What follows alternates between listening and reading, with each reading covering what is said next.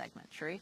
Well, the Obama administration is facing a new test of its civil liberties policies as it seeks to renew 3 key Bush administration domestic surveillance laws. The administration has asked lawmakers to extend powers allowing the government to collect a wide range of financial and personal records, as well as monitor suspects with roving wiretaps. The methods were authorized under the USA Patriot Act and are set to expire at year's end. The call for renewing the Patriot Act provisions comes as Democratic lawmakers and civil liberties groups want to revisit its broader powers. Democratic Senator Russ Feingold of Wisconsin has proposed a new bill that would overhaul the Patriot Act and other surveillance laws to include more privacy safeguards. The measure would tighten rules that allow the FBI to bypass court warrants through national security letters and repeal a law granting immunity to major telecom firms that aided warrantless government spying. Lisa Graves joins us now from Washington, D.C. She's Deputy Director of the Center for National Security Studies. She's scheduled to testify tomorrow, Wednesday, before a Senate Judiciary Committee hearing on renewing the 3 Patriot Act methods. Go through them each, Lisa, and give us a preview of your testimony tomorrow. Sure. Well, I've just moved over to be the Executive Director of the Center for Media and Democracy, and I've most recently left the Center for National Security Studies, but I'm still working on these issues. So tomorrow, in a hearing that will be chaired by Senator Leahy, my former boss, the Senate will be examining those Patriot Act powers. The 3 powers up for renewal are, first, the Section 215 powers that allow the government to obtain literally any tangible thing held by a third party about you with a secret court order, and that court order does not have to be based on any wrongdoing on your part or any suspicion that you've done anything wrong.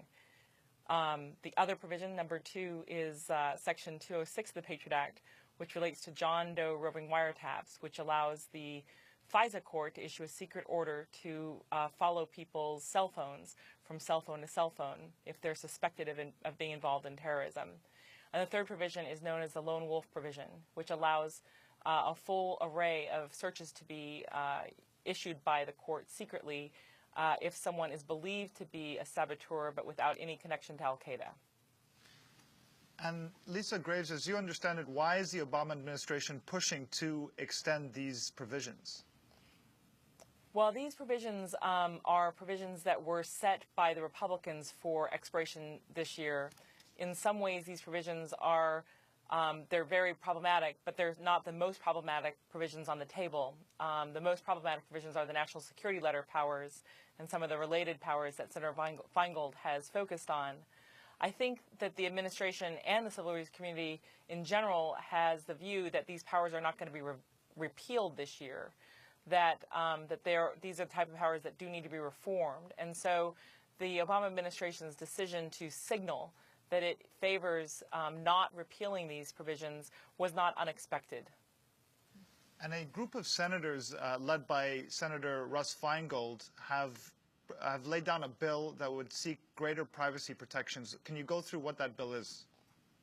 Sure. Senator Feingold's bill, along with 9 other senators, is a very important bill. It's basically the marker bill supported by a wide range of senators that would really make substantial improvements to these Patriot Act powers that Senator Feingold was the only senator to vote against in 2001. Those changes include important restrictions on the new Foreign Intelligence Surveillance Act powers that were passed and rammed through Congress last year by the Bush administration. Those powers would prohibit the bulk collection of Americans' international emails and telephone calls and would require more specificity in obtaining international communications.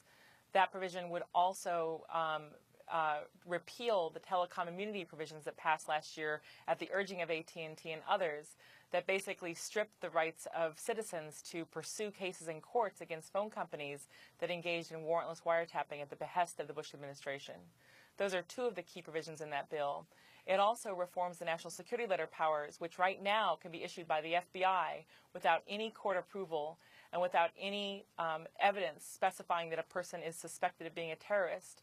Those provisions would be reformed by Senator Feingold and his colleagues to require court oversight for particularly sensitive requests, meaning court approval in advance.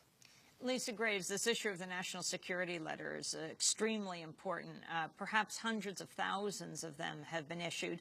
I think of the librarians who got a national security letter at the Library Connection, the group in Connecticut that run the internet in the Central Connecticut Library System.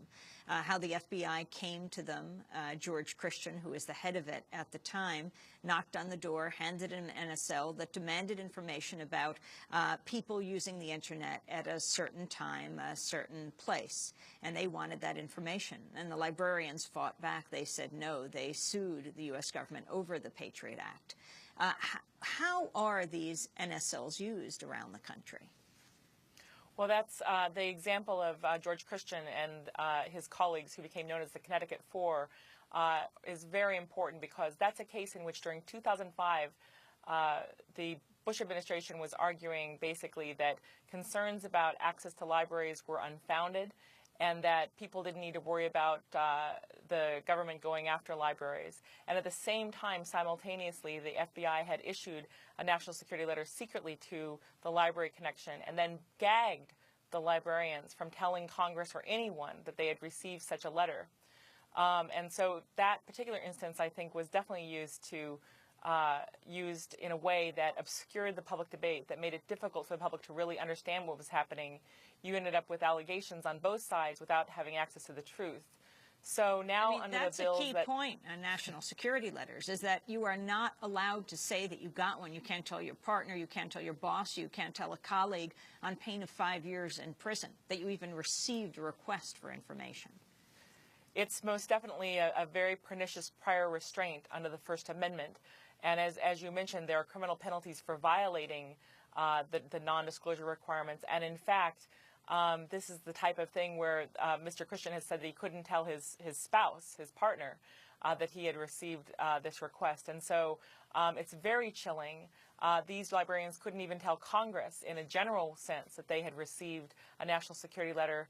And many businesses, most businesses that receive these letters, in fact, over 200,000 of them have been issued in the past 7 years. Most businesses don't even challenge them. But in that instance, the librarians really stood up for people's First Amendment rights and for the necessity of having some proof before some court that these sorts of powers are authorized. In the instance of Connecticut, the Court of Appeals for the Second Circuit, found that the gag rule that was part of the Patriot Act was unconstitutional. And some civil libertarians are asking lawmakers to revisit the June 2008 law that President Obama voted for as senator, that grants immunity to telecommunications companies from lawsuits for wireless wiretapping that was conducted under the Bush administration. Is there any headway on that in Congress? Well, the fact that we now have 10 senators supporting that repeal is an important marker, because that provision was definitely rammed through Congress at the behest of the Director of National Intelligence, and with a whole lot of lobbying by the heads of the United States telephone companies. And that provision really undermines, the provision that passed last June really undermines public accountability for warrantless wiretapping, because the law for decades had said that any phone company that cooperates with wiretapping Americans without warrants is liable, is civilly liable, and in fact it makes government officials criminally liable. And so the effort to deny any accountability, any justice for that wrongdoing was most unfortunate. We were obviously disappointed that Senator Obama supported that bill with that provision in it. And it's been unfortunate that the Obama administration has continued the Bush administration's determination in those lawsuits to try to get the lawsuits dismissed. So explain what is happening on these different issues, like the national security letters. Are they being rewritten? Are they being removed? Well, I believe that there will be strong support in Congress for revising the national security letter powers and requiring a closer tie between the evidence that's sought and suspected terrorist. And so that's an improvement. I know that there are efforts underway by Senator Feingold and Senator Leahy to basically reform the gag rules to address the unconstitutionality of the law as passed in 2005.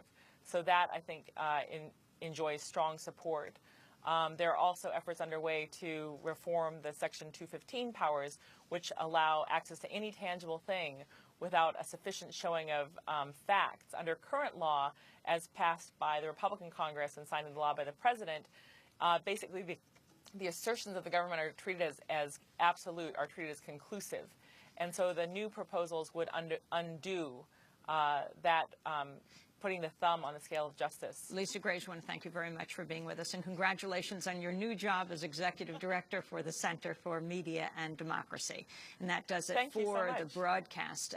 And we will link to the 2 FBI reports finding FBI agents, or the Justice Department Inspector General reports, finding that FBI agents frequently misuse national security letters to obtain bank, credit card, and telephone records.